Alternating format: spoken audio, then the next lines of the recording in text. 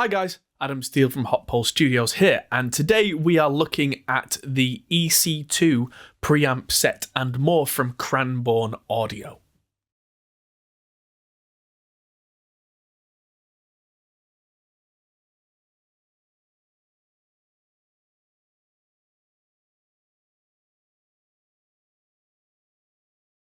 Cranborne are a small British manufacturer, mostly well known for their 500 series ADAT unit, which is a very cool thing where you can have, I think it's 8 slots of 500 series lunchbox style processing that have then ADAT conversion in and out, which for a lot of systems, if you've got an interface with ADAT ports, that can be incredibly useful as a shortcut to having lots of lovely analog gear without a ton of cabling.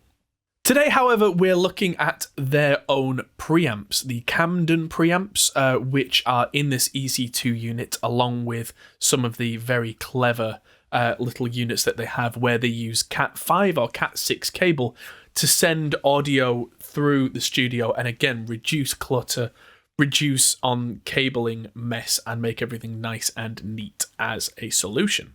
Now, the reason that I said that it's preamps and more is that there is more to this one unit rack than just a pair of really nice preamps. There is this thing, which is an optional extra, and there's a different one which I'll talk about in a second. This is the N22, which is a breakout and uses a Cat5 or Cat6 cable using Cranborne's proprietary system that they call CAST, which sends 2 channels of audio transmitted down the line and 2 channels of audio transmitted back. Now, with the EC2 back there, that has a mixer inbuilt, so you can hear the preamps and you can hear a separate mixed in signal that all come back down here to the outputs. And that means that you can have the inputs for the preamps somewhere else in your studio. So you could put this over by the guitarist, plug this in next to the cab or near the singer. However you would want to do that, you can have options of having this remote from the preamps. So you can have the preamps permanently installed in your rack like I have behind me there. And you can then, instead of having to wire all the traditional XLRs and all that kind of stuff, you can have that over one nice single clean cable. If you want to go one further than that, this is the N22H. And this has a headphone amp inbuilt. So what you can do then is you could send 2 channels of audio for a headphone mix over the Cat5 cable. And this is then either battery powered or it's got a separate AC, DC input. And then that's got a headphone level that I could have a singer just in a separate room with 2 mics if I wanted. And then the headphone output, and there's also line out option there. And that makes it nice and simple for you to have a remote extra person on one cable. Nice, easy, clean. Alternatively, you could do it the other way around. You could have the N22 in the control room and you could have the preamp bank out recording next to the artist. If you're concerned about the length of cable runs, that kind of thing, let's say you're running some really sensitive like ribbon mics, that kind of thing, you want to keep the cables as short as possible, you can do that and have the preamps right next to them and then send line level down to an N22 on the other side and then just take these balanced XLRs at line level out to your converters. That could be the other way round of doing it. And then you could send inputs from the control room down towards the headphone amp output on the EC2, which has its own channel mixer, and do it that way. There's an incredible amount of versatility there, which is just fascinating to me that you can get so much out of one thing. We've not even talked about the sound quality of the preamps yet. And the preamps are, without the Mojo function, just clean as a whistle, incredibly low noise floor, crisp, just think something like Focusrite ISA 1, that super clean, super clear thing, but then the Mojo comes into play. The Mojo isn't just some gimmick, despite the name. It seems like the Mojo is adding extra analog circuitry in there to impart a completely different sound.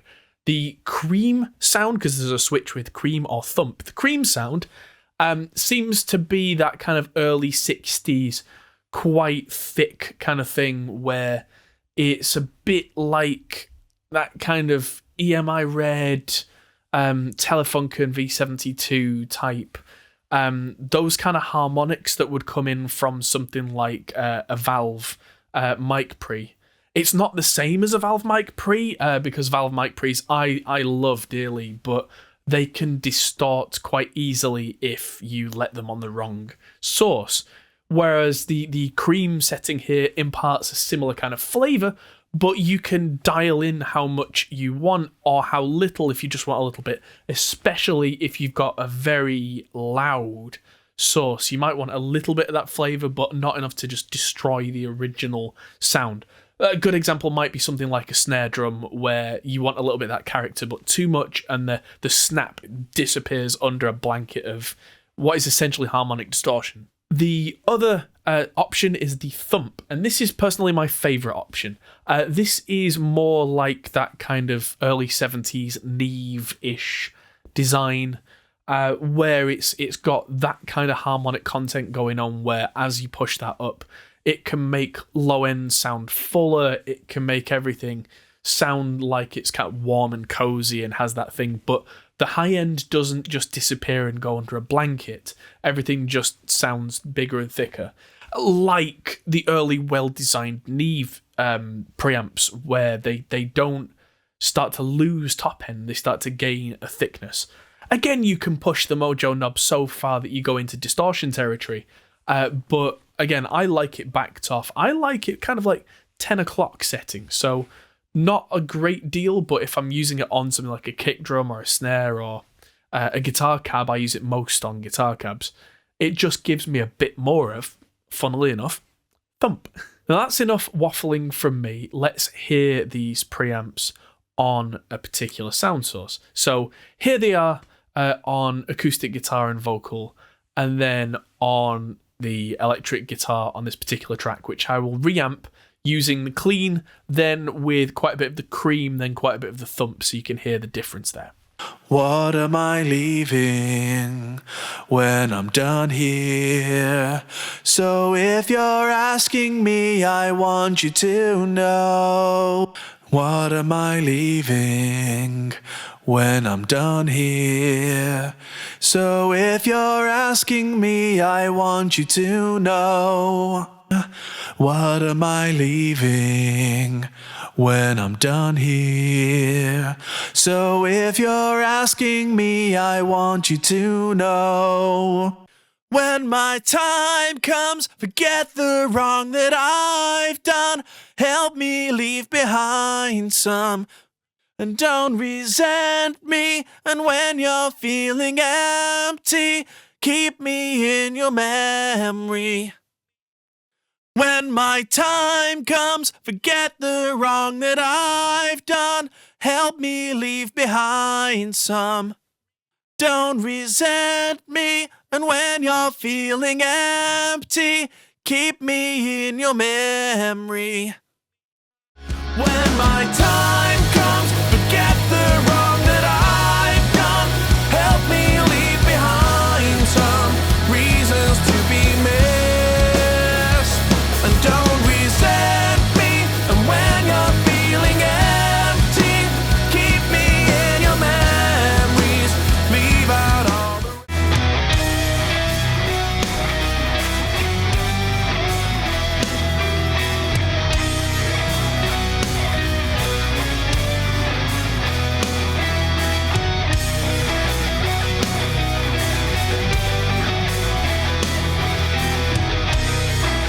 So there you go. Lots of potential, lots of flexibility, tonal options. That's a real winner in my book.